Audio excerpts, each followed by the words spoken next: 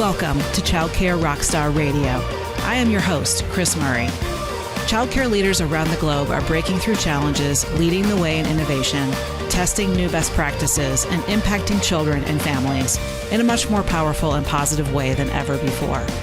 Each week, join me for interviews with early childhood leaders and experts that will leave you inspired to become the next childcare rockstar.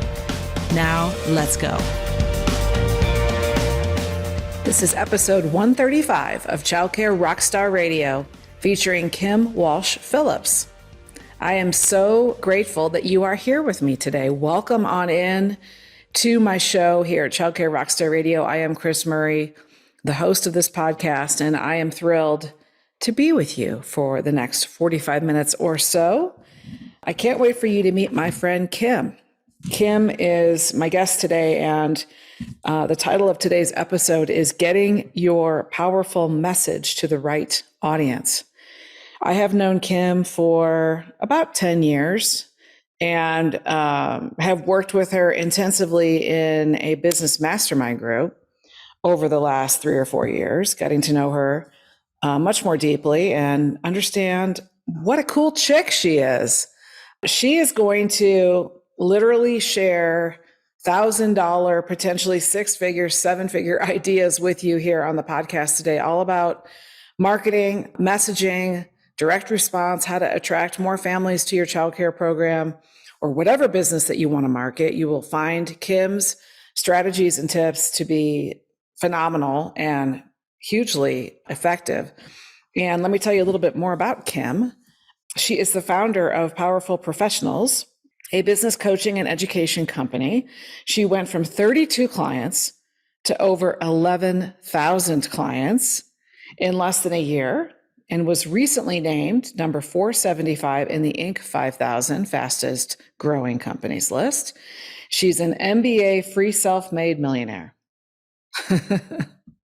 We have that in common.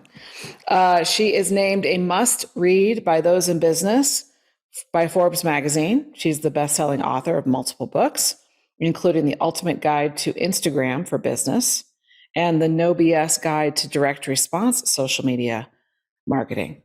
She's the behind-the-scenes secret weapon of some of the biggest names in business, including Kevin O'Leary from Shark Tank, Dan Kennedy, Mike Michalowicz, author of Profit First, Harley Davidson, Hilton Hotels, High Point University, and has spoken on stages beside some of the world's leading thought leaders, including Tony Robbins, Grant Cardone, Barbara Corcoran, and Gary Vee. So listen up, because Kim is amazing. She has a very tall husband. She's rather petite, and she has glitter-obsessed daughters. She's fueled by faith, love, laughter, and lots of coffee. And you are going to love meeting her today. Before we dive into the episode, I want to thank, I've got 2 amazing sponsors of today's podcast. The first one is Live Oak Bank, and our other sponsor today is Childcare CRM, and both of them are dear friends to the show. Let me tell you a little bit about them. Live Oak Bank strives to help you master your business and achieve your dreams by offering loans and financial solutions nationwide for the early education industry. They're a national lender supporting schools across the country, working to get capital quickly into the hands of their borrowers. And in fact, Live Oak has lent over $400 million in the early education space, financing acquisitions, expansions, refis, and construction projects. Beyond the traditional banking experience, they strive to be an asset to each one of their customers and clients by turning obstacles into opportunities. Let their team confidently guide you and craft a plan that will help you and your business thrive. Learn more and connect with their early education team at liveoakbank.com/rockstar. liveoakbank.com/rockstar. And this episode is also sponsored by Childcare CRM, an essential tool for growing your childcare business. Automatically capture, manage, and nurture leads and never lose a lead. Make it easy for families to register online. Lead and registration details automatically flow into your management system for billing and compliance, and waitlist management. Join more than 5,000 childcare centers who save time by eliminating manual tasks, capture and convert more leads, simplify registration and payment, and streamline operations, all with childcare CRM. And it's childcarecrm.com. All right, folks, let's learn how to get our powerful message to the right audience. You're going to love this episode. There's a lot of writer downers, including a way to easily craft a series of videos or email content on your social media platforms or in your email marketing efforts. Quick videos that you can do on Instagram, Facebook Lives, etc., that will draw people in to you, to your brand, to your school, and to your marketing funnel. And you'll be able to easily convert all of those engaged prospects into enrolled children and families. And so much more. We talk about our heroes. We have some in common. We talk about the importance of tracking data and being a data-driven business, and so much more. So let's just dive on in. And you're going to, if you actually pay attention to this episode and take notes from it, and then implement what you hear, which is not very difficult to do because she gives you amazing quick tips on this episode, you will add 6 figures to your business. I have no doubt. And so that's the value proposition of today's podcast right here. You're only going to find this amazing content, guys, at Childcare Rockstar Radio. So tune in, keep tuning in, tell your friends about it, subscribe, review, and keep spending time with me. And I can't wait to hear all about your success using these strategies from my friend, Kim Walsh Phillips. Let's go.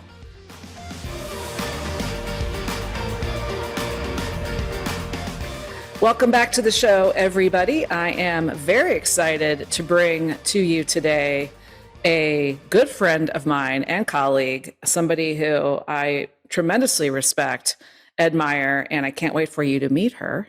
It's Kim Walsh Phillips. How are you? I am so good. I think of us as sisters from a different mister because they do seem so, we see the world very similarly in a lot of different ways. So I cannot wait for this chat. Yes, completely agree. And I'm just thrilled that you're here. So thank you so much. I know that you're a very busy lady, so thanks for taking the time. My pleasure. So where are you right now? I am at home at my home office here in Alpharetta, Georgia, which is right outside Atlanta. And awesome. I'm originally from Jersey, but I live in Georgia now. So my accent will be very confusing to people because I say coffee, and y'all, and it doesn't make any sense, but that's where we're at. I love that. And I have heard your Jersey twang come out, and I have wondered to myself. So that explains a lot. So tell us a little bit about you, your background, professionally, personally, anything you'd like to share, Kim. My background has been public relations. That's what I did immediately from college. Eventually, I did it for others, eventually started my own firm. And we struggled because all of my business came via word of mouth and referrals, which was great when it was great, but terrible when it wasn't. And I found myself in this one moment hawking my engagement ring to make payroll. And it was a down, dark time. And I reached out to a friend of mine who gave me a book for suggestions and strategies on what I could do differently. And it was Dan Kennedy's No BS Direct Response Marketing book. And I was hooked because now I learned that marketing could actually get me business. I didn't have to go out and hustle and go to chamber events and LaTip meetings and all the things I was doing to get business. And then we went on the other side of the pendulum. I got so much business and we did so well that I hated my life. I finally got what I wanted and I hated it. And there was this one moment as I was putting my daughters to sleep that I just kind of cried out to God and said, can you freeze time for a second? Because I'm missing them growing up. And I heard a whisper back that said, I don't need to freeze time, Kim. You just need to be more present. And it hit me deep to my core, and I knew I needed to make a change. So where we're at now is what happened from that moment. I sold my agency, started a coaching business, and found a way to scale it that I can still get my kids off the bus each day.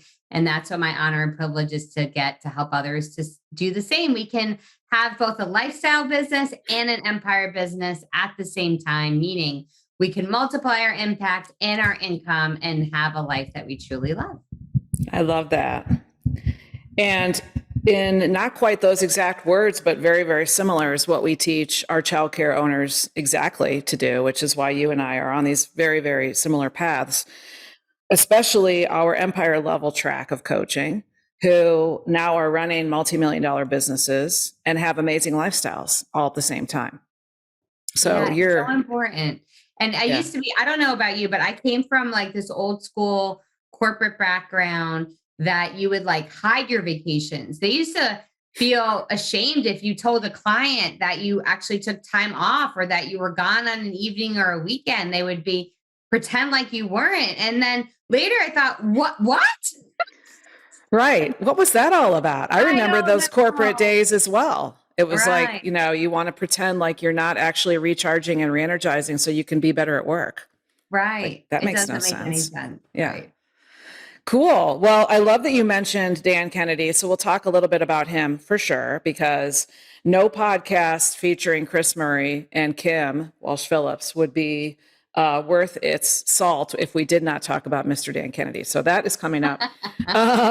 So tell us a little bit about your home life, what you got going on. You've got kids, obviously. You're getting them off the bus. So tell us more. I do have kids. My girls are 12 and my youngest is going to be 10 in 2 days. So I'll have two double-digit children, which is crazy. And a sweet 15-pound guard dog that's currently sleep under my feet. She sleeps Aw. all day.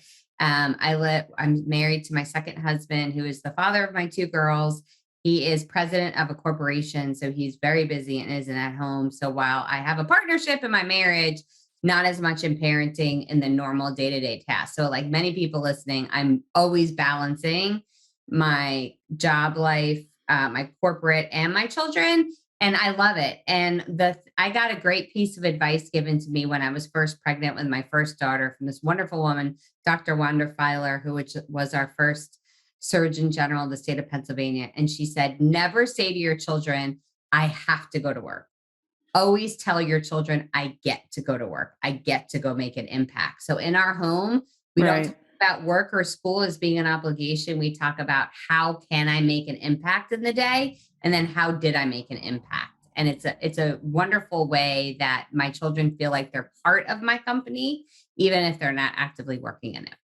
Yeah, I love that. That's so powerful. One of our core values is impact in my company. And our team members talk all the time about how important impact is, but I love extending it around the dinner table for your children and getting them involved in that conversation and getting them to share how they have contributed or made an impact today. So that's super powerful. Love that.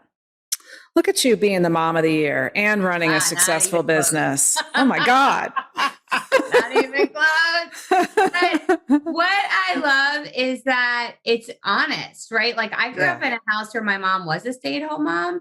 And there was definitely a lot, like not in a bad way, but it did the best she could to kind of steer me towards that way. And there was a lot of guilt if I wasn't doing something the way she had done it, which is again, no blame on that. She was doing the best she could. Yep. But in my world, I am there for my children when they get off the bus, but then I also travel for work sometimes and I'm not there. And that I don't feel like I'm not being a good mom when I'm not physically present with my children. And that's something that I had to learn as a new pathway because definitely wasn't one that was taught to me, but I'm excited for my own girls that they'll get to have that new thought process, that they can make their own choices, whatever it might be later, but that the choice that I made wasn't career instead of kids. It was having both because that's who I am as a person. Yeah.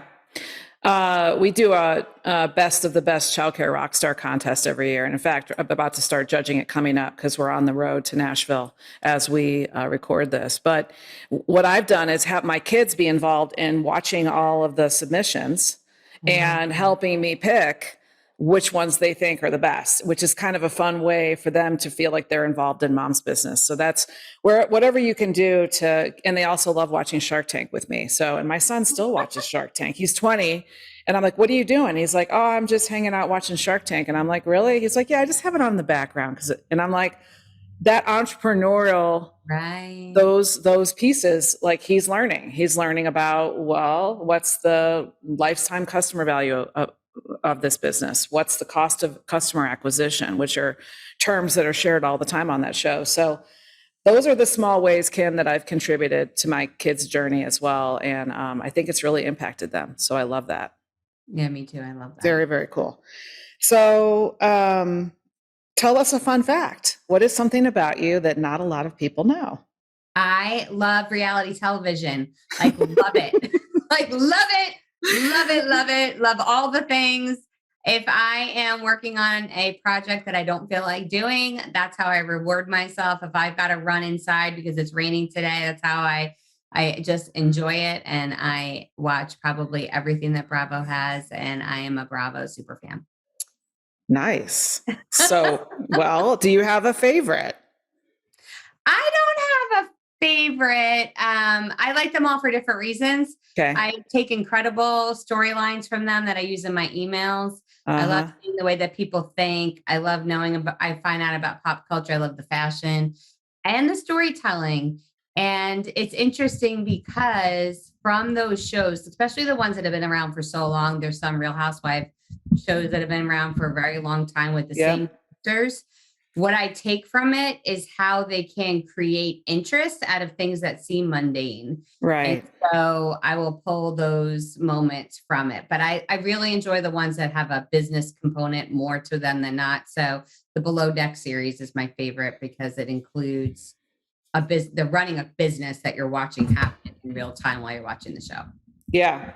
So that is a great segue to, we're going to dig in with you today on email marketing and social media marketing in particular. But you're a master of all forms of direct response marketing. You've mastered how to do an online challenge. You and I were in the challenge training together. And so people that are listening to this episode, probably almost all of them have participated in one of my challenges. And so those creative ways of getting out to engage with potential clients, prospects, everybody can use those techniques, especially email marketing. And one of the things that I love most about you, Kim, is your emails, the stories that you tell. Your copywriting skills are insane. I love how you always close your emails with Kim, washing the dishes, Walsh Phillips, whatever you say, like it's tied into your story, like whatever your little thing, your close is ties into the lesson of the story. And I love that. It's so powerful. So talk a little bit about that journey. Let's first talk about email marketing. How did you, where are you today versus where you started? And what are some tips and tricks that you can share with the audience? I'm very thankful for our early mentor, Dan Kennedy, because he definitely had personality in copy. And he would use storytelling and writing to attract and create raving fans in his community. And it was one of my first introductions that marketing doesn't need to be boring and it shouldn't be boring. Yeah. And so I definitely took that from him. But it was interesting because his copywriting was that way. But then after that, I wasn't thrilled with what I saw in the direct response world. And I found a conflict in it. I came from the PR, branding, celebrity event space that was gorgeous. Didn't have a high ROI, but it was beautiful. And my aesthetic was that way. I wanted things to be pretty and also be engaging and entertaining. And while his copy was that way, a lot of the marketing I saw in direct response was ugly and boring and very much just a call to action with a sales message. And while it could be enticing copy, it seemed incredibly boring to me. And so I started experimenting with it, trying to take some of the things that I love so much, like Disney would be a good example of how they create exciting copy, even while they're getting you to spend a ton of money. So that would be one of them. And some of my luxury travel experiences, like going to the Ritz or flying in first class, or even when I went intercontinental on Emirates, what did they do that was different that created this experience even in their copy? So I started pulling apart some of the experiences that I liked and created something that I think brought together the public relations and the branding with direct response, because I wanted both. And it took me a while to do this because I definitely was scared to be independent to have independent thought. I was Yeah. trying to conform for a very long time and Uh-huh.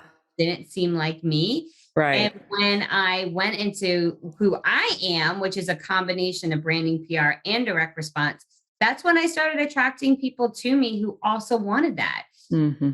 So it was great because my aesthetic won't be for everybody.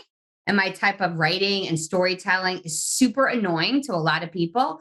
But the people who love it and enjoy it are raving fans who not only become my client, but recruit other people to my business. Yeah, I love that. And so, just for clarification on folks that may not understand the simple differentiation between direct response and regular brand advertising, direct response is simply an ad, an offer, something, a web landing page, an email, any piece of media that has either an offer or a call to action of some type that gets somebody to take an action Yeah. that will then provide information about that person. So, click here to learn more, fill out the form, and then we can follow up with you, build the list, that type of thing. So simply direct response calls for a response versus Right. brand advertising is just logo, maybe some value points, maybe a testimonial, but no response.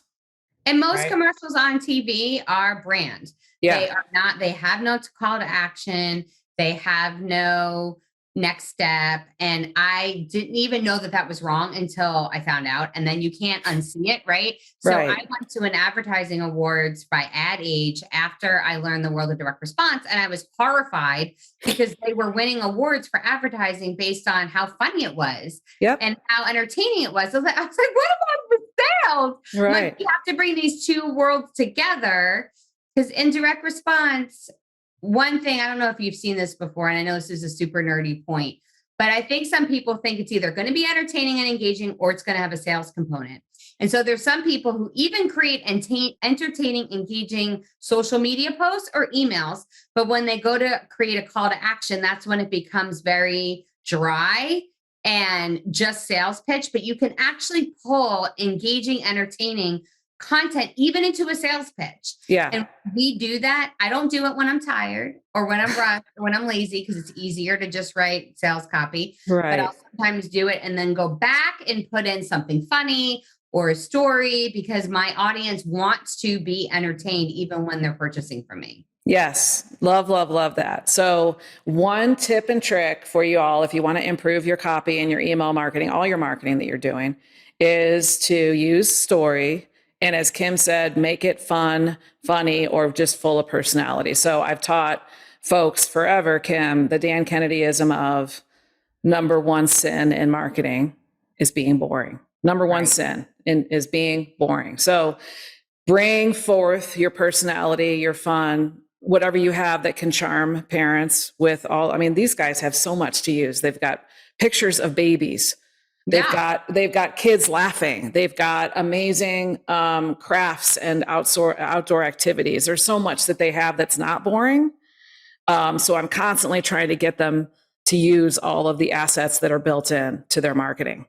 So that's one thing. Let's talk about swipe files, because another tip and trick that I personally use, I'd love to know how you use it, is when I see emails come into my inbox that I think are really crafty, cool, or catch my attention, some of which are yours, I put them into my swipe file in my email folders. And then when I'm having a creativity gap, like I'm like, I don't know what to write about, I can go into my swipe file and it can help get me going off the blank page. So talk a little bit about how you use swipe files, if at all. Yes, I definitely do that. I look at the emails. I also subscribe to a few really good ones like the Skim, SKIMM, which is a daily email newsletter that has incredible copy in it. So I can get great tips that I'll add to a swipe file. And it also gives me like all the news in a minute, which is super helpful because we want to stay in touch with what's going on in the world if we're going to be marketing. But it's interesting. And also a side note tip, all of the titles of each individual episode in like Xfinity or Netflix, they're super funny the way they usually write the title of an episode. So you can get some from that. But here's the thing that is, I think, a unique way to create copy. It's when you have a random thought write it down, because chances are it's a thought that somebody else has had that no one admits. And when it comes to what the things that parents think, that is list is endless. So let me just give you an example from my world. I recently mentioned in a webinar to my audience, and I had it on Zoom so I could see all their faces. And I said, if you ever fantasize of getting incredibly sick so you can have a few days in bed, right? And like the whole room was like, oh, yes, I have. And that's like a thought they had that they never admitted before. Right. Right. Like, so the when you can get in those thoughts, you write it down, because that's something that you are not alone in. And we always have those fleeting thoughts, but when you can get into that level of getting inside your prospect's brain, magical things happen, because they think, oh my gosh, she was literally created for me in this moment right now. And you're getting, Right. it's the funny things that parents kid about, the funny memes you'll see. There's so many memes about parenting that are hysterical, and write them down, because they come from a thought that we had. Like, you may think the washing machine is broken, and like the husband will look at, and this is very sexist, but let me just go there. Oh crap, that's an expense. And the wife will say, yay, I don't have to do the laundry. It's the same problem, two very different responses. Right. Whatever it might be, you're going to go into a what are they thinking moment. That's really Uh-huh. copy. Yeah, getting inside the head of the reader. That's the Yep. key, is that, and that's we teach people to do that. And especially if there's holidays, if the Super Bowl's coming up, anything event oriented Yeah. that parents have on their minds, certainly back to school, but if you tie into the moment of what's going on in this season, also can be just a helpful shortcut for you. Those are really, really great. I love those, Kim. Let's talk a little bit about social media marketing. So you kind of got started with being kind of the queen of social back in the day. You wrote a book on it that was co-authored with Dan. And that's actually how I learned about you the very first time. So, and you've evolved since then, because that was probably what, 10 years ago?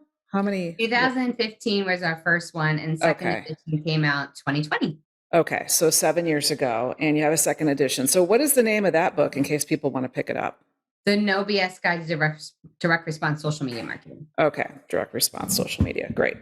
So, and the other book along that same line that is one of our Bibles for the client perspective on this, from a childcare perspective, is the No BS Guide of Direct Response Marketing for non-direct response businesses or small businesses. Yeah. So that's another really good one. That's just more of a generalist book, if you guys are jotting these down.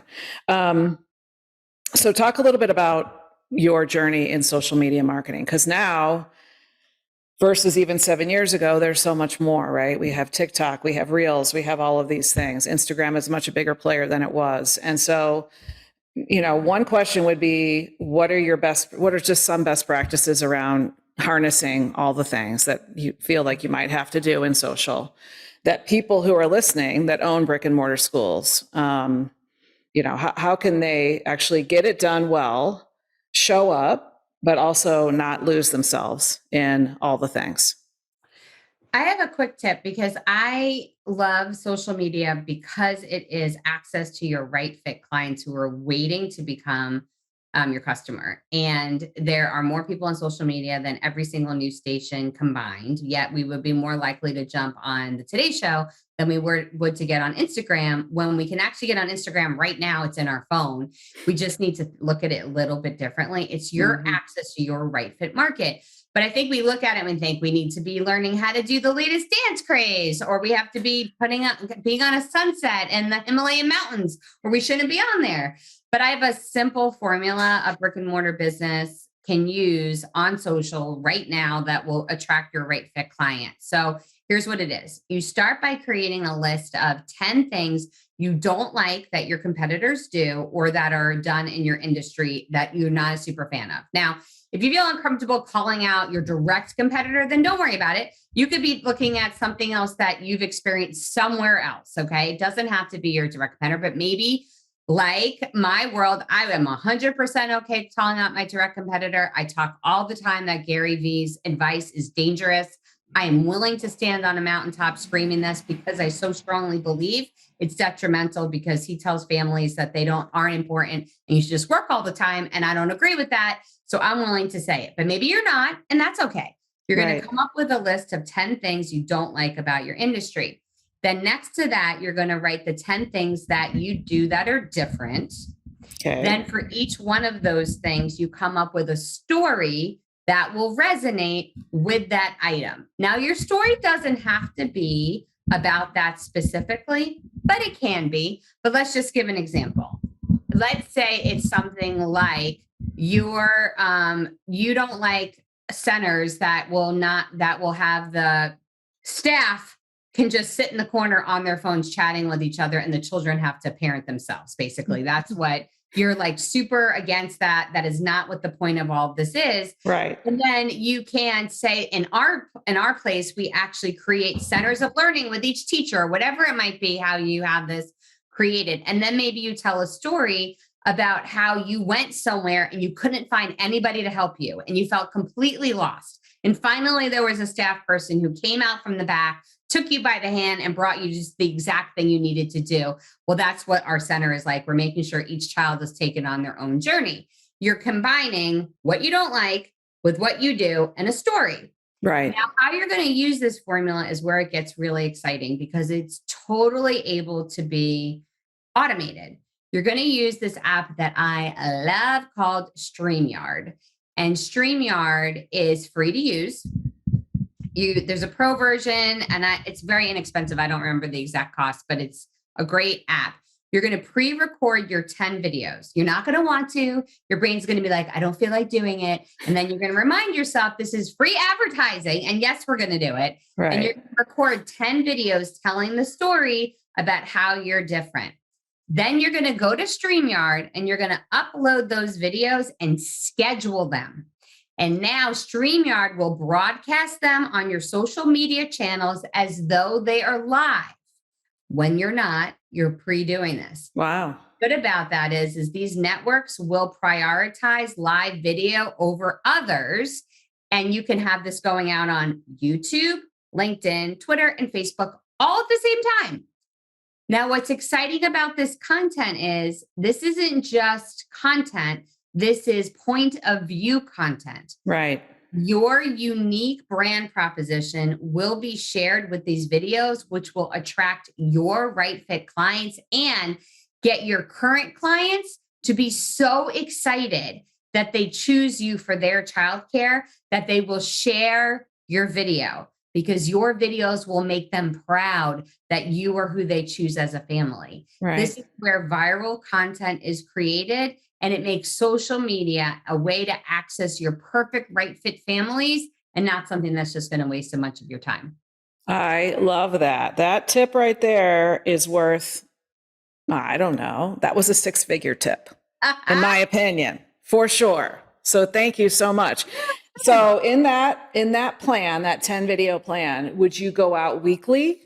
Would you go out bi-weekly? Or, I mean, I think once a week may be good, but I don't know. Do you have a preferred flow on that? Once a week. And I always put it at a set time. So for instance, I have a Wednesday night, 7:30 p.m. Eastern show. That's every Wednesday night. I do not ever do it live, because that is not a time that's conducive in my life. Right. So I record it and I pre-schedule it. And every Wednesday night at 7:30 p.m. Eastern, I have a show that goes out. And I have people who will always show up live at that time, and then other people who will watch it in replay. But yes, a set time once a week. And then the nice thing about it is you can turn that content into other content. You can create a TikTok video from that. You can do an Instagram video from that. You can create all of your other content from that once a week point of view video. Love it. Love it. Love it. Love it. Thank you so much. That's amazing. So let's talk a little bit about, I want to talk a little bit about inspiration and who on your journey has inspired you. I also want to talk about balance. You mentioned earlier about life-work balance, so I wanted to just dive into that really quick. So in terms of inspiration, what person or persons have had the biggest impact on your professional success, and why?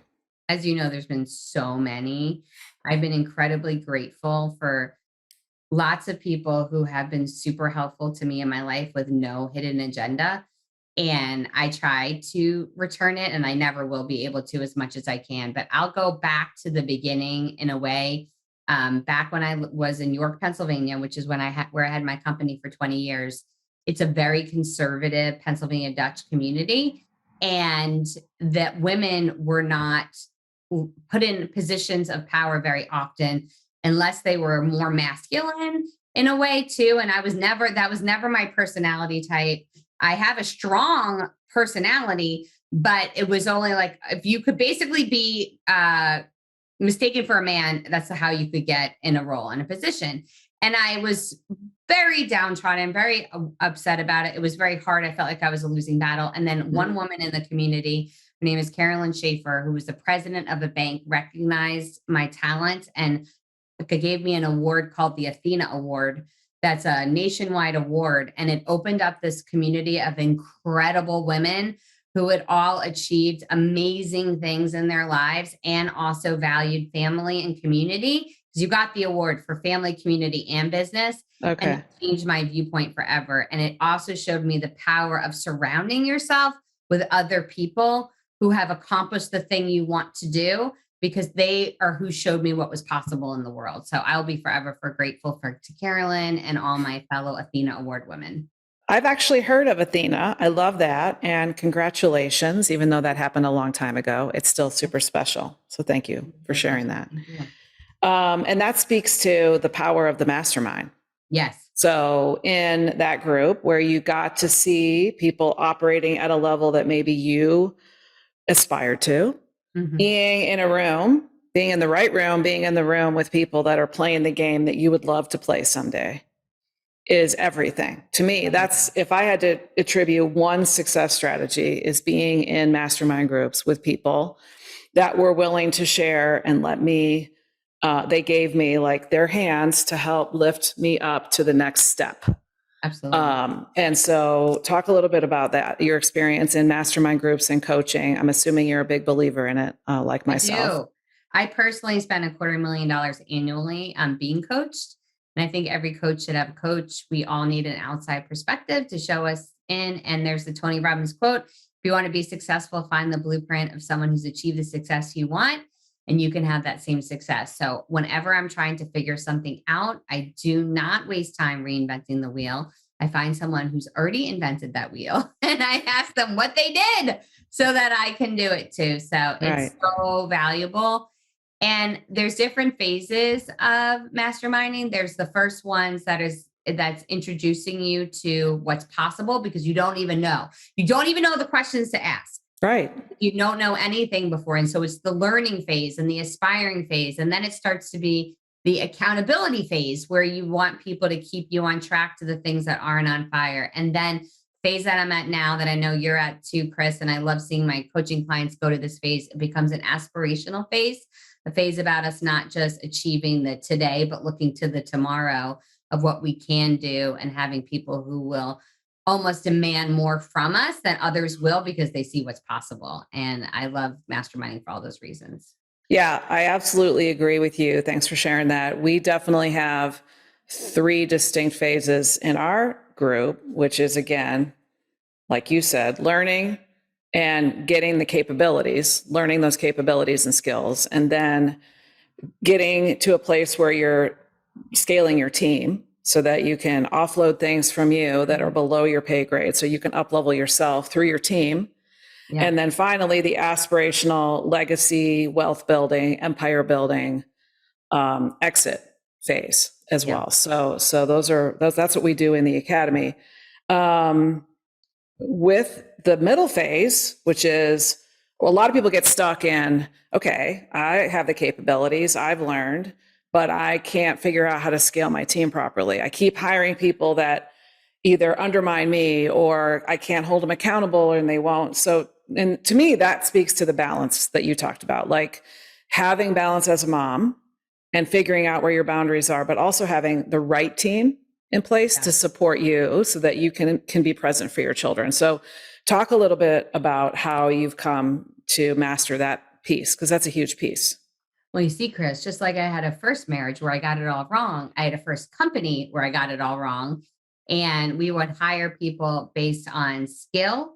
And that was not right fit for us. So what Mm, we do now is I hire people based on their personality type and have them in a role that makes sense for the job we want them to do. So we only hire for job role and personality match for job role. And we would never, if somebody was going to be out, let's say on maternity leave, and their job role and personality match isn't the same as another employee, even if we needed help, I would never ask a different employee to cover. So right. everybody in my firm gets to work in their zone of genius, which means we all get to do what we love. I only do the things that I love each day, which is write, coach, market, sell. That's it. And Yeah. nothing else is in my job because I believe our zones of genius were given to us on purpose with purpose.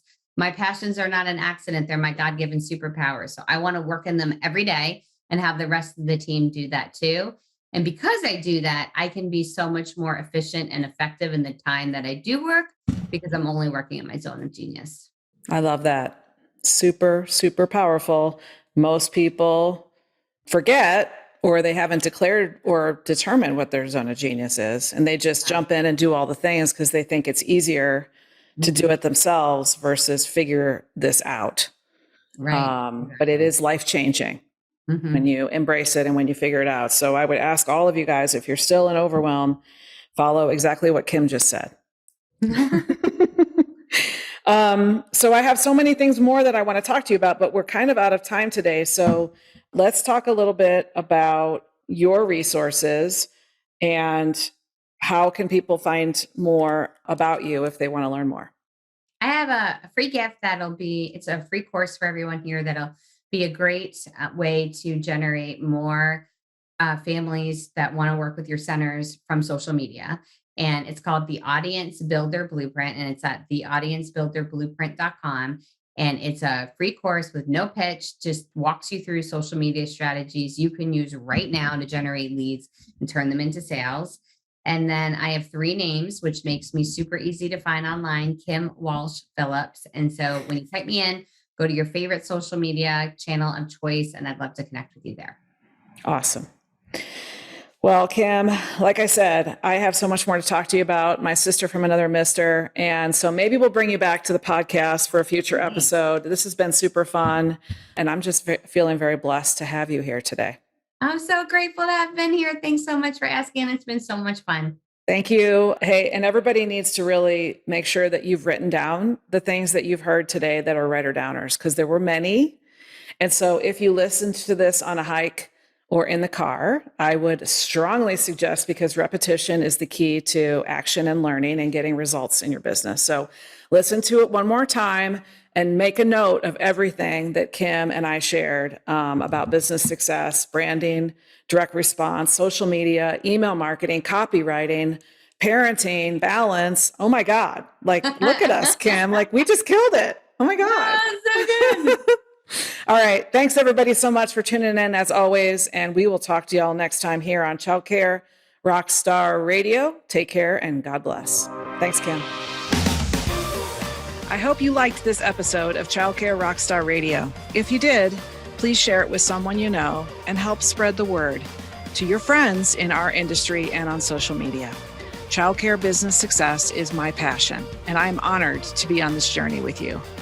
As a thank you for listening, learn more about how to grow your business and make more income with our brand new free quiz, the What's My Number One Income Killer quiz, exclusively for preschool and childcare owners. Take the quiz today at childcarequiz.com to discover what your number one income killer is and how to solve it. Take care and God bless.